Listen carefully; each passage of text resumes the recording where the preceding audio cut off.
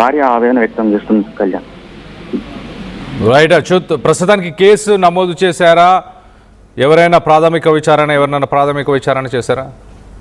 Right Madhu, Kalyan మొత్తం కూడా ఆ కేసు నమోదు చేశారు. మొత్తం పికెటింగ్ నిర్వహించారు.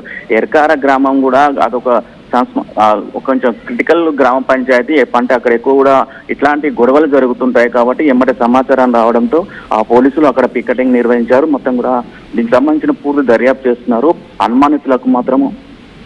అనుమానితులను పట్టుకోవడానికి కూడా వాళ్ళు ప్రయత్నం చేస్తున్నట్టు పడుతుంది. కానీ మొత్తం కూడా పోలీసులు మాత్రం ఇప్పటి వరకు కూడా ఏం సమాచారం ఇవ్వట్లేదు. అంటే ఏమైనా సమాచారం ఇస్తే మాత్రము మళ్ళా అదే గ్రామంలో గొడవలు అయ్యే అవకాశం ఉంటుంది కాబట్టి చాలా వరకు కూడా శాంతి భద్రతలు భంగం కలిగే అవకాశం ఉంటుంది కాబట్టి కూడా మొత్తం కూడా ఆ నిందితుల కొరకే వేట కొనసాగిస్తున్నట్టు పరిస్థితి కనపడుతుంది Kalyan. Right Achyut, thanks for the latest update. మొత్తం మీద మధు ఉదయం 11 గంటల సమయంలో ఇంట్లో నుంచి బయటికి వెళ్ళడం జరిగింది. దాని తర్వాత మధ్యలో ఒకసారి తన భార్యతో మాట్లాడినట్టు తెలుస్తుంది. సాయంత్రం 8-9 గంటల తర్వాత తను ఫోను ఎత్తకపోవడంతో 11 గంటల సమయంలో పోలీసులని ఆశ్రయించింది ఆ భార్య. తమ భర్త కనిపించకుండా పోయారు, ఫోన్ ఎత్తట్లేదు, ఏదో జరిగి ఉండొచ్చని.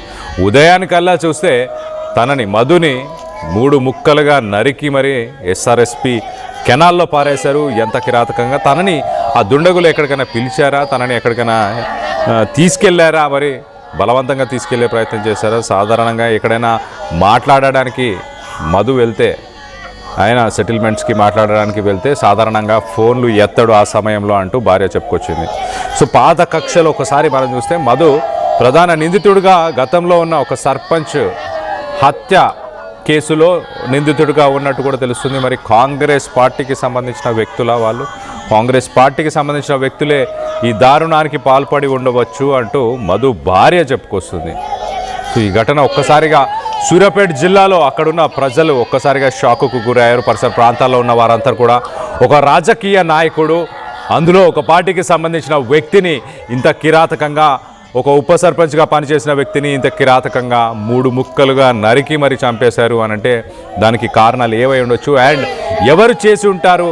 ప్రస్తుతానికి పోలీసులు అయితే ఎవరిపైన కూడా అనుమానం వ్యక్తపరచట్లేదు. ఊర్లో గొడవలు జరిగే అవకాశం ఉంటుంది కాబట్టి వాటి నుంచి పోలీసులు కొంత సంయమనం పాటించే అవకాశం ఉన్నట్టు తెలుస్తుంది. సో మరోపక్కన ఊర్లో యాకారంలో గొడవలు జరుగుతున్న వేళ యాకారంలో కొంత డిస్టర్బెన్సెస్ ఉన్నాయన్న ఉద్దేశంతోనే ప్రస్తుతానికి సూర్యాపేటకు వచ్చి మధు సూర్యాపేటలో తన ఫ్యామిలీతో పాటు సూర్యాపేటలోనే ఉండడం జరుగుతుంది. మరి మాజీ సర్పంచ్ అలాగే చింతలపాటి మధుని తల మొండెం 2 వేరు చేసి, అంటే 3 భాగాలుగా విడదీసి అతి కిరాతకంగా నిందితులు చంపడానికి గల ముఖ్య కారణం ఏముండొచ్చు? దీని వెనక ఇతర కారణాలు ఏమైనా ఉండొచ్చు అని మీరు భావిస్తున్నారా? మీ అభిప్రాయాలు ఏంటనేది కింద కామెంట్ రూపంలో తెలియపరచండి. ఒక్కసారి ఆ భార్య ఏం చెప్తుంది, మధు భార్య ఆ భార్య మాటల్లోనే వినే ప్రయత్నం చేద్దాం. ఎలా జరిగింది, ఏం జరిగింది ఒకసారి తన భార్య చెప్తుంది, వినే ప్రయత్నం చేద్దాం. ఫోన్ చేస్తుంటే ముఖం కడుక్కున్నాడు, స్నానం చేసిండు, ఏమి తినలేడు. నా ఫోన్ ఖరాబ్ అయ్యి 2 రోజులు అవుతుంది. నా పెద్ద బిడ్డ డాడీ మమ్మీ ఫోన్ ఖరాబ్ అయ్యింది, ఫోన్ బాగా చేపించుకురా డాడీ అని అంటే మమ్మీ ఫోన్ తీసుకురా అని అన్నాడు. నేను ఫోన్ బాగా చేపించుకొస్తా డాడీ, నేను మధ్యాహ్నం కల్లా వస్తా డాడీ అని చెప్పిపోయిండు. నా దగ్గర ఫోను లేదు, నేను ఫోను చేయలేదు, పక్కన ఎవరు లేరు. ఇక వస్తాడు అనుకున్నా, మాడిబిడ్డ దగ్గరికి ఊకే పోతాడు. ఆడన్నం తిన్నాడు అనుకున్నా, పంచాయతీలో ఉన్నాడు అనుకున్నా, ఇక రావట్లేడు. ఆడబిడ్డ భర్త నా ఇంటికి వచ్చిండే, మధు వచ్చిండారా అంటే ఇంకా రాలేడు బాబాయి అని చెప్పిన. ఫోన్ చేయి బాబాయి అని అంటే ఫోన్ చేసిండు. ఫోన్ చేయంగానే రింగ్ అవుతుంది కానీ ఎత్తట్లేడు. మళ్ళా చేయి బాబాయి అని చెప్పిన, మళ్ళా చేసిండు, ఆయన ఎత్తట్లేడు. ఇక వస్తాడేమో, పంచాయతీలో ఉన్నాడు అనుకున్నా, ఏమన్నా తాగుతుండేమో అనుకున్నా, ఫ్రెండ్స్ తో తాగుతుండేమో అనుకున్నా, నాకు ఏమి చెప్పలేడు. బండి మీద పోయిండు, ఇక ఫోన్ ఎత్తట్లేడు. ఫోన్ ఎత్తకుంటే 12 అయ్యింది. రూరల్ పోలీస్ స్టేషన్ పోయినాము.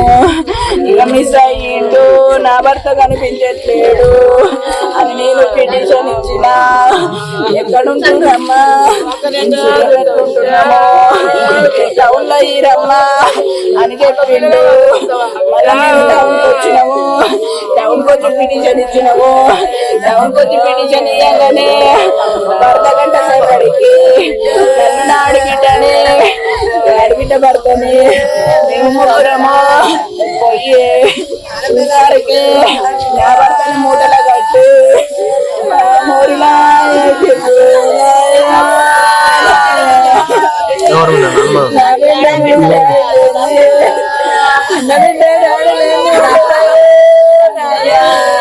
ఫోన్ సైలెంట్ లో పెట్టిండు. ఎవరో ఫోన్ చేస్తుంటే ముఖం కడుక్కున్నాడు.